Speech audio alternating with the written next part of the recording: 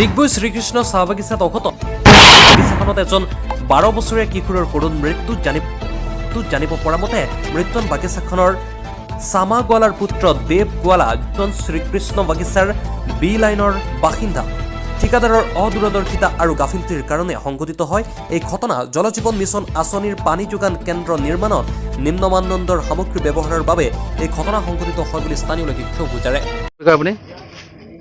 নিশ্চিতভাৱে আমি বৰ দুখেৰে এটা কথা ক'ব বিচাৰোঁ আঠছা তিনিচুকীয়া জিলা সমিতি তৰফৰ পৰা যে শ্ৰীকৃষ্ণ চাহ বাগিচাত জল জীৱন মিছনৰ আঁচনিৰ যি ইয়াত কাম হৈছিল সম্পূৰ্ণ ইয়াত কণ্ট্ৰেক্টাৰজনে বা ঠিকাদাৰজনে গাফিলতি আৰু নিম্ন মানদণ্ডৰ কাম কৰাৰ কাৰণে যোৱা দেৱ গোৱালা নামৰ এজন ফুল কোমলীয়া ল'ৰা মৃত্যু সাৱটি ল'লে। এইকাৰণে মৃত্যু সাৱটি ল'লে যে যি আপোনাৰ পৱন কমিউনিকেশ্যন আপোনাৰ গুৱাহাটীতে তেখেতৰ গোটেই কামৰ নিয়ন্ত্ৰণ কৰে আৰু ইয়াত আপোনাৰ আনন্দ গোৱেল নামৰ ঠিকাদাৰজনক কাম দিয়াৰ কাৰণে তেখেতসকলে নিম্ন মানদণ্ডৰ কাম কৰাৰ কাৰণে যোৱাকালি এই ফুল কোমলীয়া ল'ৰাজন মৃত্যু সাৱটি ল'লে। এটা প্ৰকাণ্ড গেট যি নেকি কনষ্ট্ৰাকশ্যনৰ মানে নিম্ন মানদণ্ডত ইয়াত মানে পোষ্ট য'ত দিব লাগে তাত এটা পিলাৰ দিব পৰা নাই আৰু এই প্ৰকাণ্ড গেটটোক ইয়াত লগাইছিলে, যাৰ কাৰণে এই গেটখন খহি পৰি ল'ৰাজনৰ মৃত্যুক মানে সাৱটি ল'লে।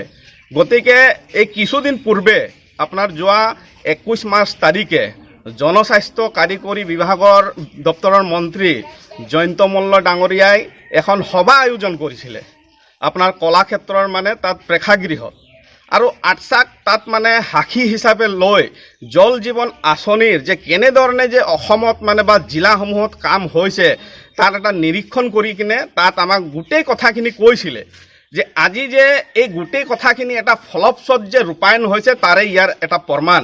কাৰণ সেই তাত বহুত মানে ঠিকাদাৰসকল গৈছিলে, বাগিচাৰ মেনেজাৰসকল গৈছিলে, এবিটা গৈছিলে আৰু সংঘৰ মানুহসকলো গৈছিলে। তাত এটাই কথা মানে তেখেতসকলে প্ৰতিপন্ন কৰিব বিচাৰিছিলে যে বাগিচা অঞ্চলত যি জল জীৱন মিছনৰ কাম হৈছে একদম এ গ্ৰেডৰ কাম হৈছে। গতিকে এইটো যে এ গ্ৰেডৰ পৰা যে একদম জেড গ্ৰেডৰ কাম হৈছে আজি ইয়াৰ এই প্ৰমাণ হৈছে। ৰাজ, মাৰ গাটো দেখোন বেছি বেয়া কৰিছে, তুমি আহিব পাৰিবা নেকি? মোৰ মানে ছাৰ, ক্লায়েণ্ট আহি কনফাৰেন্স হলত ৱেইট কৰি আছে। ৰবা, মই মেনেজ কৰি আছো। Hello' ma'am. তোৰে ঘৰে আহি পুত্ৰ উপজিলো, সিটো দুখ দূৰ কৰি মাই জহুৱায়ে। দাদা, আজি আপুনি বহুত সহায় কৰিলে, থেংক ইউ। থেংক ইউ ক'ব নালাগে মেম, সেয়া মোৰ দায়িত্ব। তেখেত জানো মোৰ মাৰ দৰে নহয়?